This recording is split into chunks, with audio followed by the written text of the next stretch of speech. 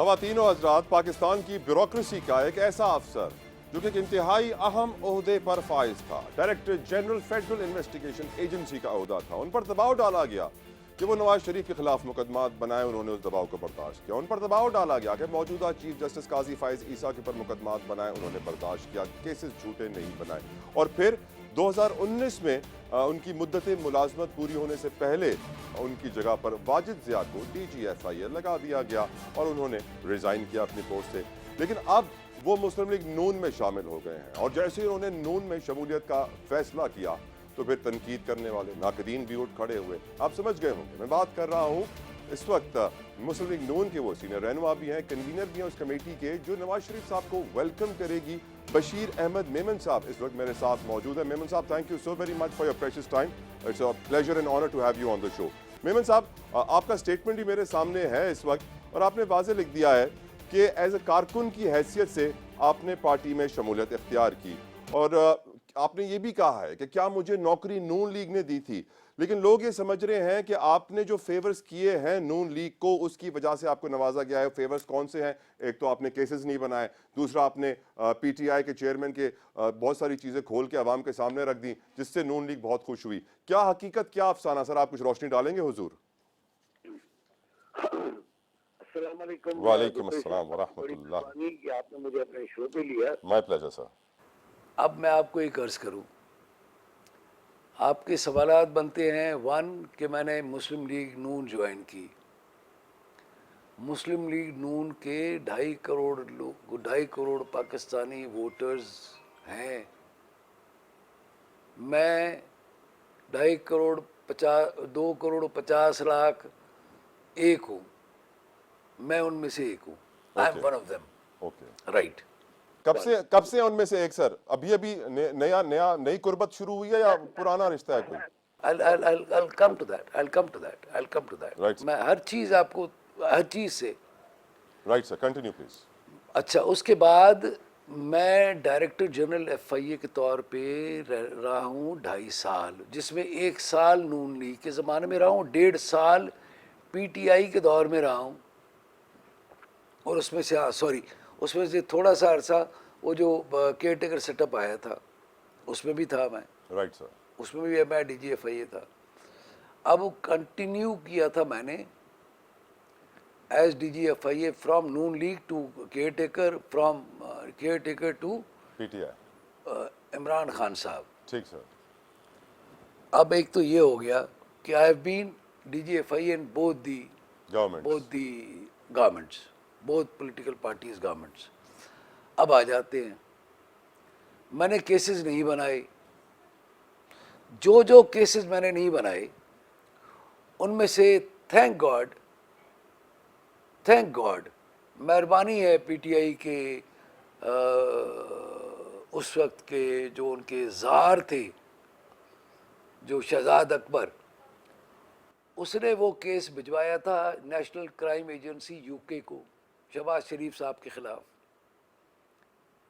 बशीर मेमन ने तो नहीं बनाया, लेकिन NCA UK ने कहा कि ये बिल्कुल मनी लॉन्ड्रिंग नहीं हुई और उनको क्लीन चिट दे दी। और फिर आप पर भी केसेस बन गए फिर? नहीं, मैं आ रहा हूँ जी सर, मैं थोड़ा जी सर, सा जी सर। जो तो साहब आपने सवाल किया, पूरा मेरा सवाल जी सुन सर, लें, जी सर, प्लीज मेरा जवाब सुन कंटिन्यू, लें। Please continue. देखें, मैंने जो केस नहीं बनाया था वो UK के NCA ने भी नहीं बनाया। फिर मरियम नवाज साहिबा को, कैप्टन सफदर को इस्लामाबाद हाई कोर्ट ने छोड़ा, एक्विट किया और उसमें एक कहा कि ये भी उनका जजमेंट का हिस्सा है कि जो प्राइमरी अक्यूज्ड नवाज शरीफ साहब हैं उनके पर ही इस्टेब्लिश नहीं होता तो इनके पर कहाँ से इस्टेब्लिश होगा। ठीक सर। अच्छा, इसी तरह के केसेस थे। फिर खुर्शीद शाह, फिर नून लीग के और भी लोग थे। ख्वाजा आसिफ का आर्टिकल 6, अगर आर्टिकल 6 लगाना हो तो फिर तो मतलब लगा देता तो ठीक था। अच्छा, फिर उसके बाद नाम ले लें जिस नून लीग के रहनुमा का, फिर खुर्शीद शाह साहब, उनकी जजमेंट पढ़ ले, सुप्रीम कोर्ट की मंसूर अली शाह साहब ने दी है। फिर मकबूल बाकर साहब जो अभी वज़ीर आला हैं, निगरान वज़ीर आला सिंध के, उनकी जजमेंट है कि पॉलिटिकल इंजीनियरिंग होती है थ्रू नैब, इसलिए कि मैंने केसेस नहीं बनाए थे, नैब ने बनाए थे। ठीक।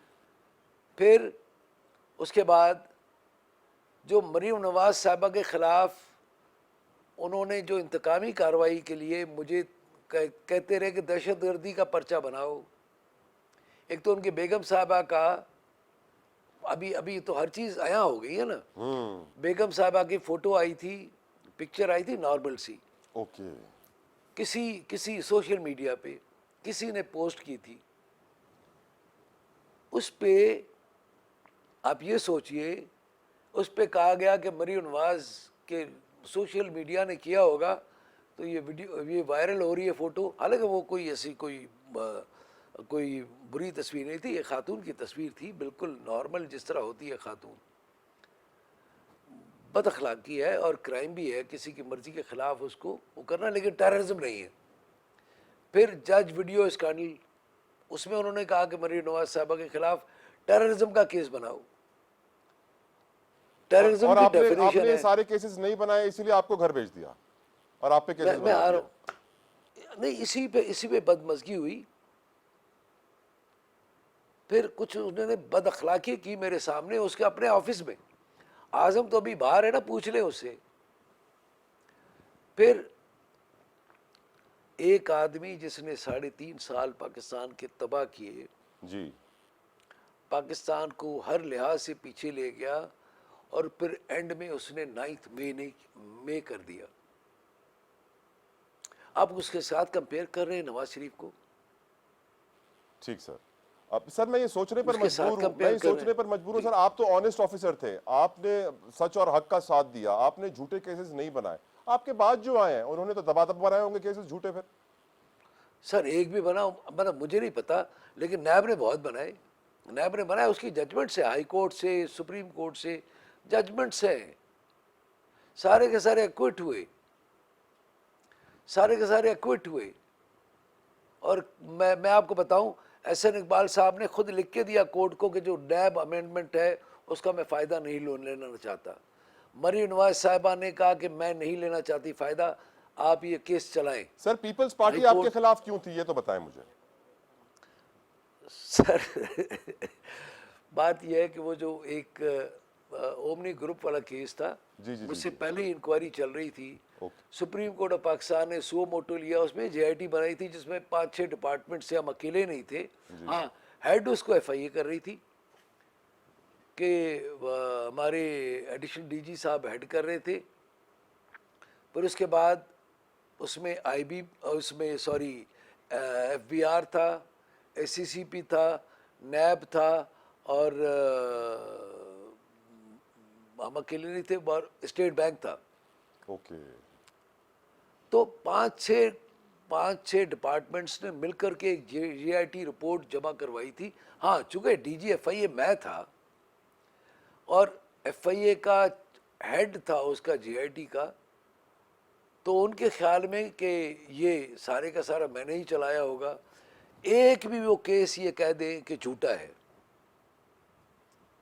झूठा है या फॉस्ट किया है।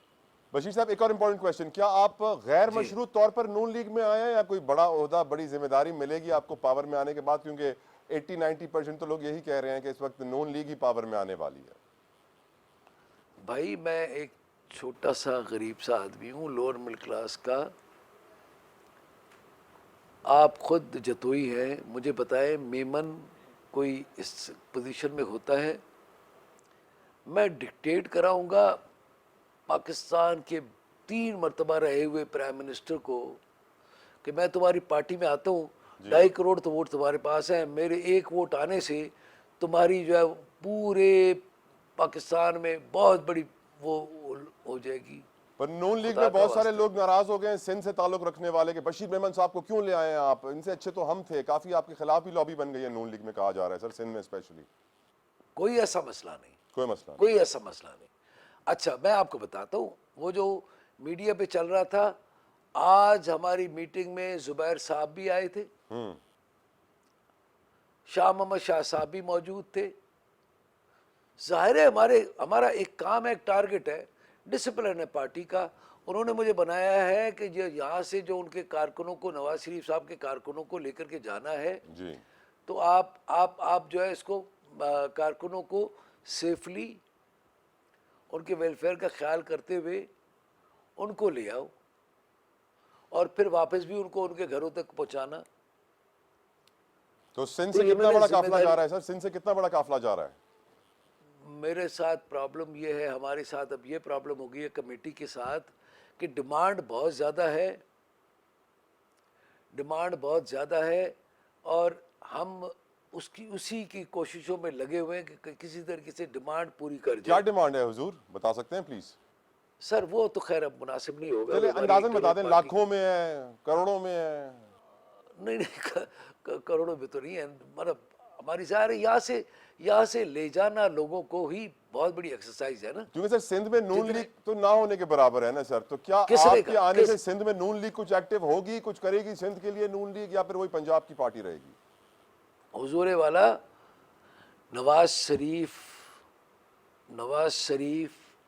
पाकिस्तान का लीडर है, राइट सर।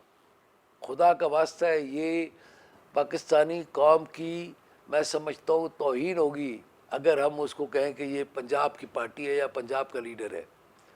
ये पाकिस्तान लेवल की पार्टियां है, मैं ये कहूँगा पीटीआई भी है, उसमें पीपल्स पार्टी भी है, और बशीर मेमन साहब, लास्ट नून भी है। Question, who will be the prime minister, जनाब। नवाज शरीफ साहब या शहबाज शरीफ साहब?